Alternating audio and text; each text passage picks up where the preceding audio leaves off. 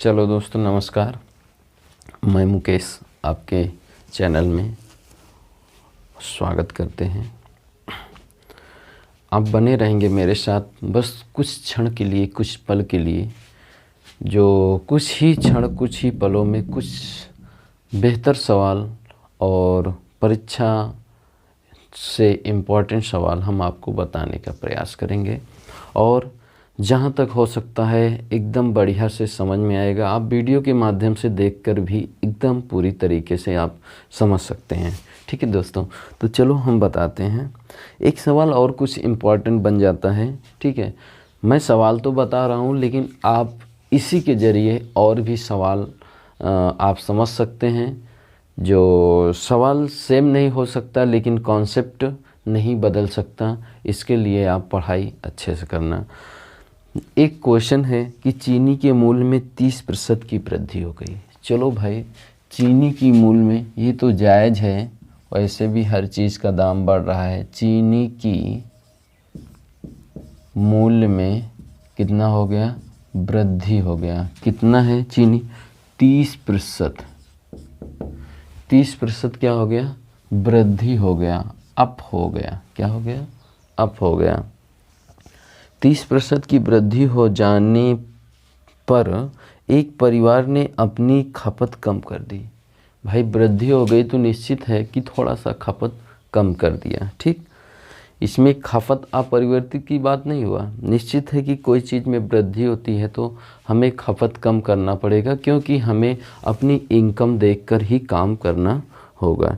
ठीक, खपत कम कर दी कि चीनी के खर्च में केवल 10% वृद्धि हुई।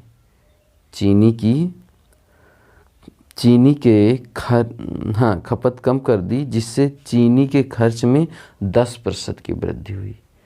मतलब वृद्धि तो 30% हुई, लेकिन उसने अपनी खपत को इतना मिनिमम कर दिया कि उसकी जो खर्च बढ़ा है वो मात्र 10% बढ़ा है। ये खर्च है, एक्सपेंडिचर। कितना? 10%। फिर भी बढ़ा ही है। कहाँ 30% बढ़ रहा था, उसने अपने खपत को कम किया, जिससे वो 10% ही बढ़ा।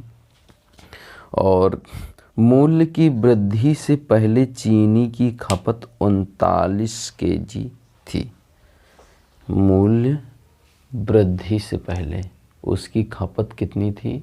39 किलोग्राम थी, मूल्य वृद्धि के पहले। यानी बात खपत की हो रही है। बात किसकी हो रही है? खपत की। तो खपत की जहाँ पर बात हो रही है तो खपत तो पहले हमें खपत की जानकारी होनी चाहिए। तो ये 30% है, तो आप समझ सकते हो कि ये 30/100 है ना। ये कट जाएगा, परसेंटेज निकल के आ गया 3/10। अब प्राइस हमें यही देख लीजिए कि ये क्या हो रहा है, बढ़ रहा है। तो 10 से क्या होगा? 13 ही होगा। और कोई ये चीज़ खपत क्या है? खपत वो तो है नहीं कि अपरिवर्तित है या कांस्टेंट है। तो खपत हमें दिया नहीं, तो हम इसे x और y मानेंगे। और एक्सपेंडिचर जो है ये 10% है। आप इसको समझ सकते हैं 10/100 करके।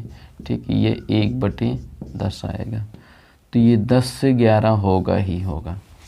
ठीक, आप समझ रहे हैं कि अगर सीधा सीधा हमें कॉलम के थ्रू काटना है, तो इस ऊपर से अगर हम इसको काटें या किसी को कटता है तो वो निश्चित है कि इसमें से कटेगा।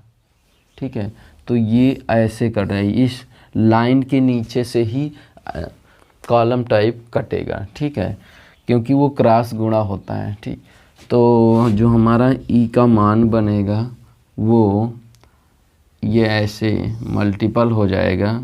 ई का मान नहीं, सी का मान निकल के आएगा। तो ये 13 हो जाएगा और ये 11 हो जाएगा। ठीक, अब आप समझ सकते हैं कि पहले दाम क्या था। ये ध्यान देना है कि इसमें क्या दिया गया था। कि 39 kg जो था वो मूल वृद्धि के पहले की खपत, यहाँ पे लिख देता हूँ, मूल वृद्धि के पहले की खपत कितनी थी? 39 kg थी, मूल वृद्धि से पहले। तो ये वृद्धि के पहले तो यही था 39 kg। मूल वृद्धि के पहले खपत कितना था? 39 kg। तो कितने गुना ज़्यादा है? 3 गुना। तो वही हिसाब से 3 गुना ये भी होगा, 33 kg। यानी फिर भी खपत क्या है? 33 kg है। मूल क्या हो गया? बढ़ हो गया। तो खपत में हमारे क्या आ गई? कमी आ गई। ठीक है दोस्तों, तो ये सवाल था। ठीक, एक बार क्वेश्चन हम फिर पढ़ देते हैं, अगर आप हो सकता है कि आप उसे नोट करें या कुछ करें तो उसे आप समझ सकते हैं। चीनी के मूल में 30% की वृद्धि हो गई, तो हमने इसमें वृद्धि करके इसमें दर्शाया है। मेन वैल्यू 10 होता है और जो वृद्धि या कमी होती है इस ऊपर वाले अंश को हम कम ज़्यादा करते हैं। तो 10 से क्या हो गया? 13 हो गया। और कह रहा है कि एक परिवार ने अपनी खपत कम कर दी, अपनी खपत कम कर दी। जब वृद्धि हो गई तो उसने थोड़ा बहुत खाना पीना कम कर दिया। तो खपत कम कर दी, अब कितना कम कर दिया? माना कोई XY कम कर दिया, उसका हमने अनुपात क्या मान लिया? XY मान लिया। तो कह रहा है जब इतना कर दिया तो चीनी के खर्च में 10% वृद्धि हो, यानी इतना कम करने के बाद 30% के बजाय फिर भी 10% वृद्धि हो रही है। चलिए कोई बात नहीं, 10 से 11 हुआ, ये 10 हुआ, एक बढ़ रहा है, 10 से 11 हुआ। ठीक, तो इसमें हम क्रॉस मल्टीप्लाई कर देंगे अंकों में, तो 13 एकन्नम 13 हो जाएगा। ठीक है, तो इधर 10 एकन्नम 10 हो जाएगा क्योंकि यहाँ 1 है। और हम ये देख सकते हैं कि 13 बराबर क्या हुआ? 39 हुआ। तो 1 बराबर 3 होगा, तो फिर गया 3 33 होगा। ठीक है दोस्तों, 1 बराबर 3 होगा, तो 11 बराबर 33। तो ये चीज़ आपको भली भांति समझ में आ गया होगा। ना समझ में आए आप फिर से पूछ सकते हैं। तो आगे एक सवाल और देखते हैं। ठीक है, इसी में का, तो इसको हम मिटा सकते हैं। परसेंटेज का ही एक सवाल और देख लेते हैं। चलो, थोड़ा अलग टाइप है। लिखा है यदि एक व्यक्ति अपने आय का 37.5% खर्च करता है, आय का, तो ये आय है, आय का कितना? 37.5% क्या करता है? खर्च करता है। अपनी आय का 37.5% क्या करता है? खर्च करता है। क्या करता है? खर्च करता है। यदि उसकी आय 25% बढ़ जाती है, उसकी आय जो है वो 25% क्या होती है? बढ़ जाती है। चलो, आय बढ़ जाती है और उसके आगे क्या है? और व्यय 20% बढ़ जाता है,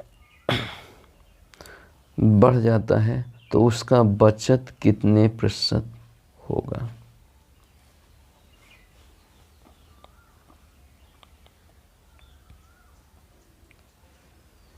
चलो देखता हूँ।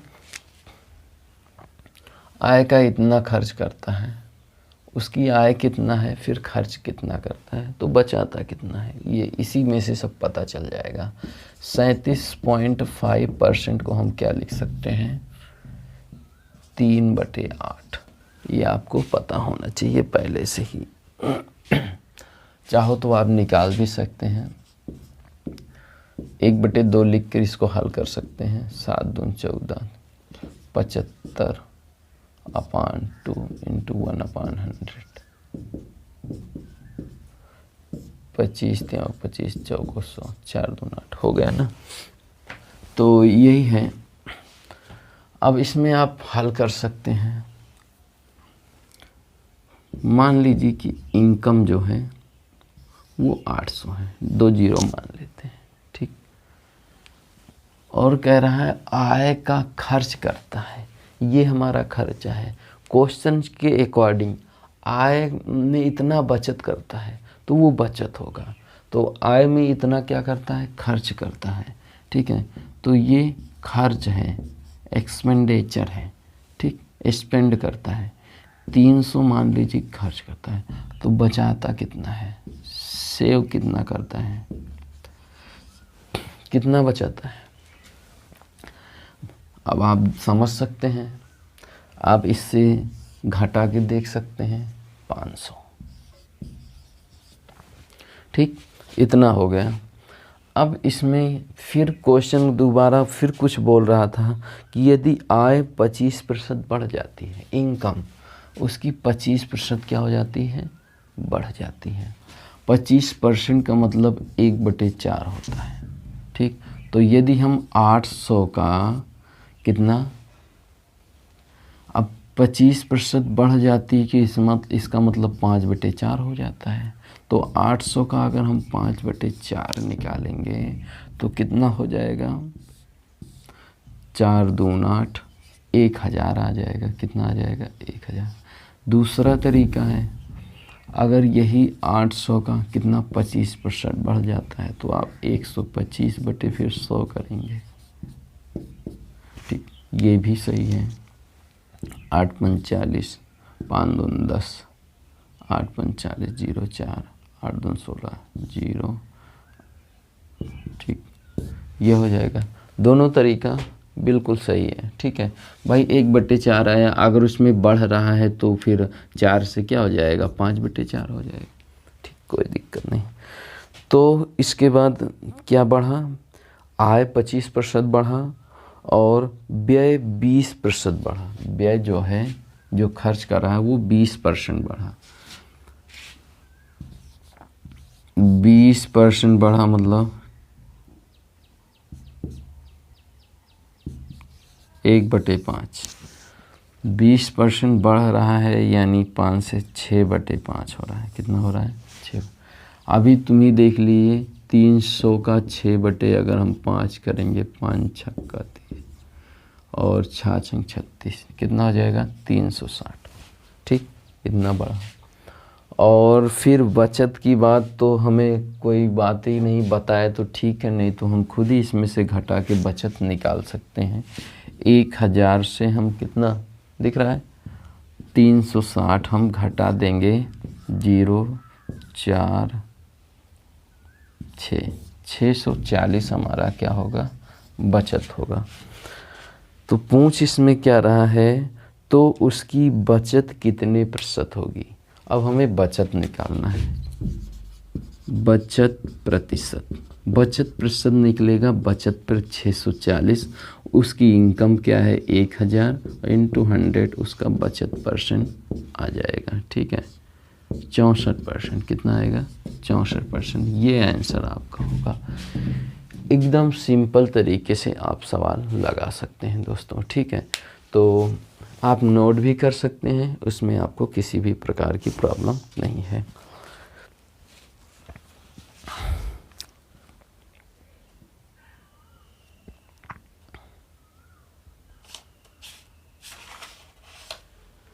तो ऐसे ही सवाल हैं। तो देखा जाए तो परसेंटेज के कुछ हम इम्पॉर्टेंट सवाल आपको बता दिए। इसके बाद हम लाभ हानि, प्रॉफिट एंड लॉस बताएंगे। बस यदि आपको अच्छा लगे तो आप ज़रूर सब्सक्राइब कर लेंगे, ताकि आपको हमेशा के लिए ध्यान रहे, आप कहीं भूले ना, नोटिफिकेशन के थ्रू आपको जानकारी मिले। जाने अनजाने में भूल हो जाती है, तो इससे अच्छा है कि आप एक बार सब्सक्राइब कर लीजिएगा। सब्सक्राइब करेंगे, नोटिफिकेशन आएगा तो आपको देखने की इच्छा ज़रूर होगी। तो सब्सक्राइब करने के लिए आपका बहुत बहुत धन्यवाद। और लोगों के साथ भी आप शेयर करेंगे। जो आपके ख़ास लोग हों, आपके चहेते हों, उनके साथ आप ज़रूर शेयर करेंगे। और बाकी फिर नमस्कार, धन्यवाद।